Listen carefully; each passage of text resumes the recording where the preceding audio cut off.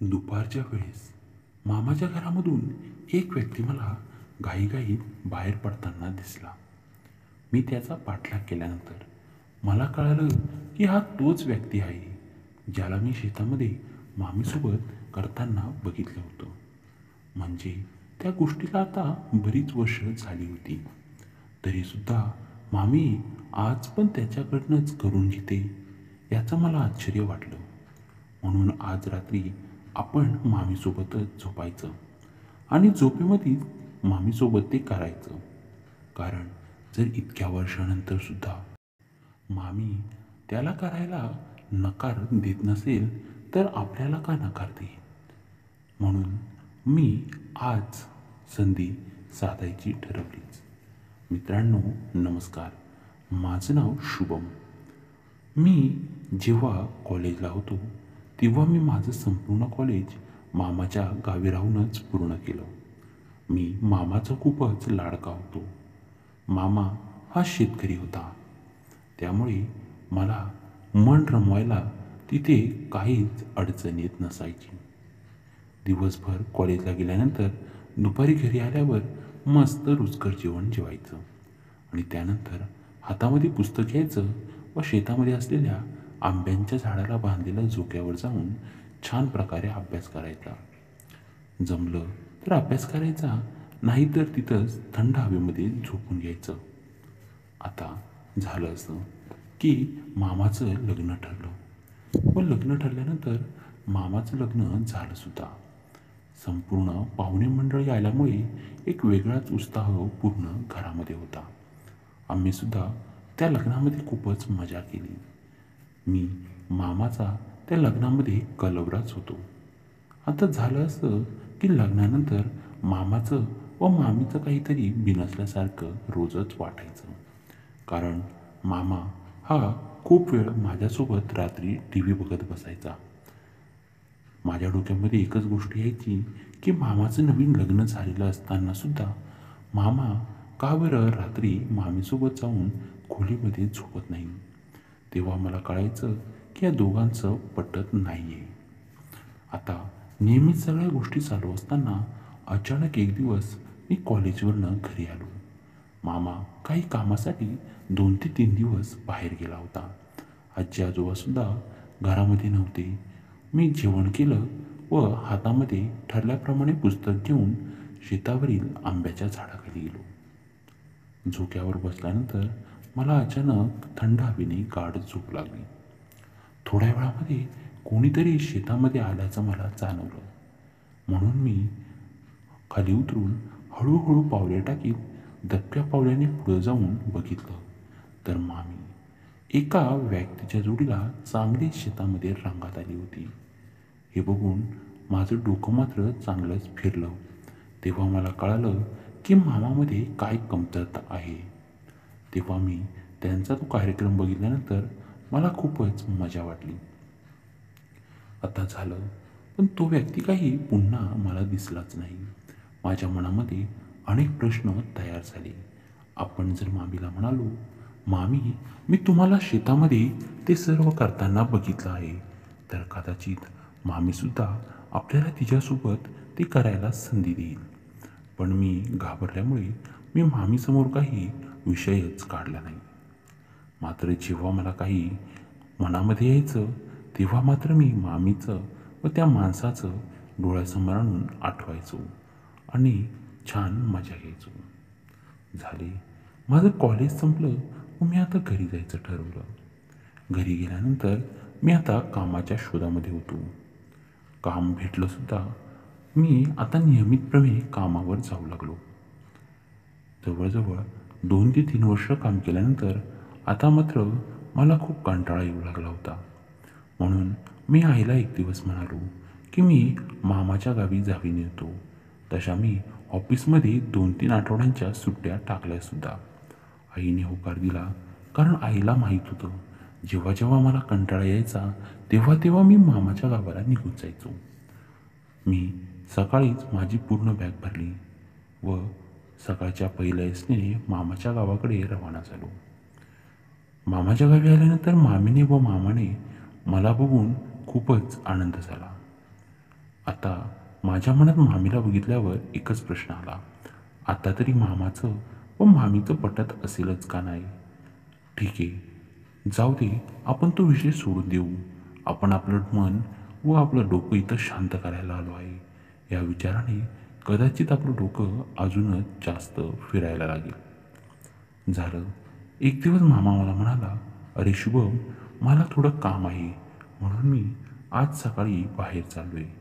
संध्याकाळी यायला किती उशीर होईल हे मी काही सांगू शकत नाही. मी मामाला हो म्हणालो. ठरल्याप्रमाणे घरामध्ये मामी एकटीच होती. मामासुद्धा गेल्यामुळे मी आणि मामी आम्ही दोघेच होतो. थोड्या वेळात मी मामीला म्हणालो, मामी, मी आपल्या नदीवरनं जाऊन येतोय. मामीने होकार दिला. मी छान प्रकारे गावातून नदीच्या दिशेने निघालो. अचानक माझ्या मनामध्ये विचार आला की आपण नदीकडे आलोय व मामी घरी एकटीच आहे, तर चला बघूया एकटीच ती काय करत असेल.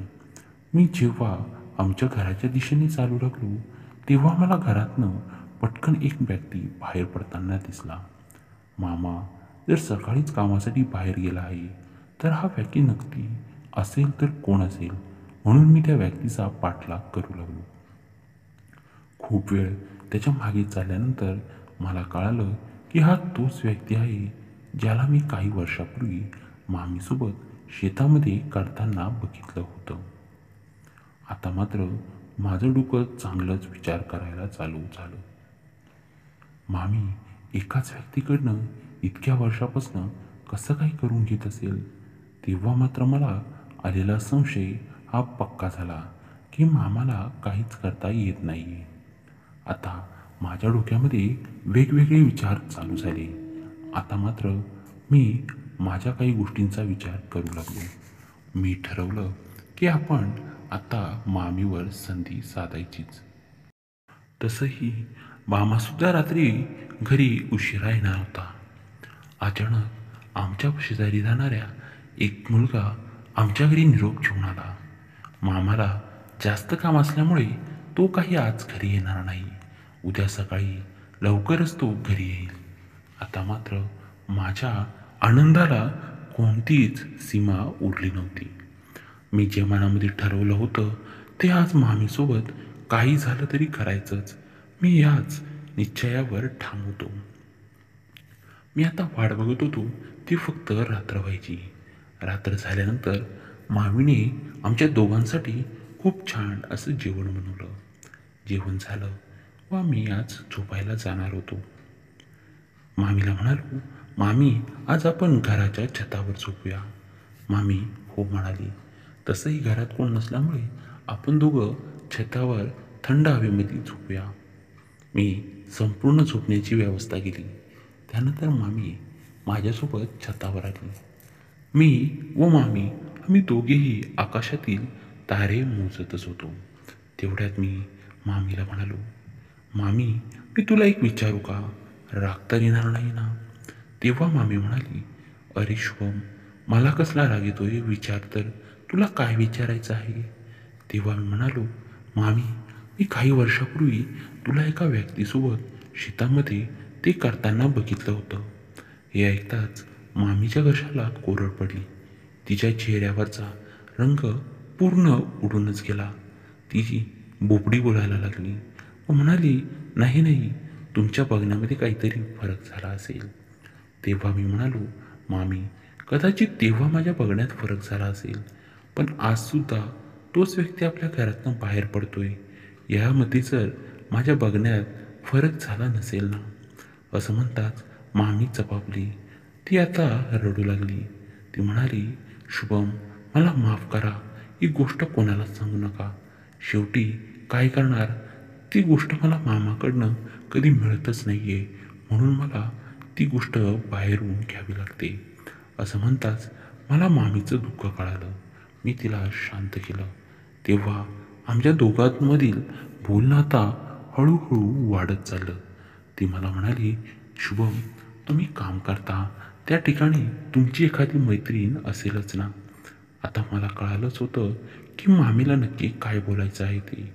मी म्हणालो, नाही, कोणच मैत्रीण नाही आहे. मी फक्त आपल्या कामाच्या सोबतच प्रामाणिक आहे. व त्यामुळे मला दुसऱ्या कोणत्याच गोष्टीकडे लक्ष द्यायला वेळच मिळत नाही. तेव्हा मामी हसू लागली व म्हणाली, बघा हां, लग्नाच्या आधी या सर्व गोष्टी शिकून घ्या, नाहीतर लग्न झाल्यावर तुमची अवस्था तुमच्या मामासारखीच होईल. म्हणजेच त्यामुळे तुमची बायकोसुद्धा माझ्यासारखीच दुसऱ्यांकडनं करून घेईल. आम्ही दोघेही आता हसू लागलो. तेव्हा मी म्हणालो, मामी, तुम्हाला जर असं वाटत असेल तर तुम्हीच आता मला कसं काय काय करायचं ते शिकवा बघू. तेव्हा मामी म्हणाली, शुभम, तुम्ही तर फारच पुढचे आहात. तुम्ही मला अप्रत्यक्षपणे ते करायला लावत आहात.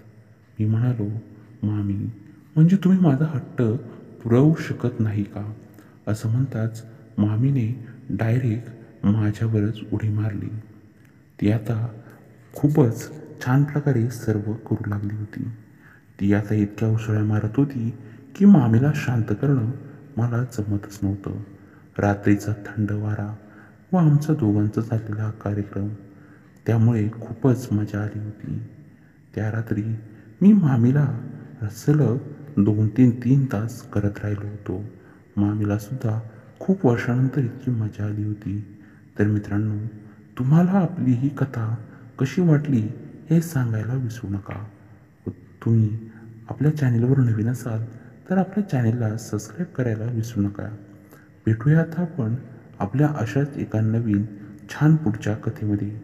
मित्रांनो, तुम्ही आपली कथा आपल्या चॅनेलवर येऊन वेळ देऊन ऐकल्याबद्दल तुमच्या सर्वांचं खूप खूप धन्यवाद. नमस्कार.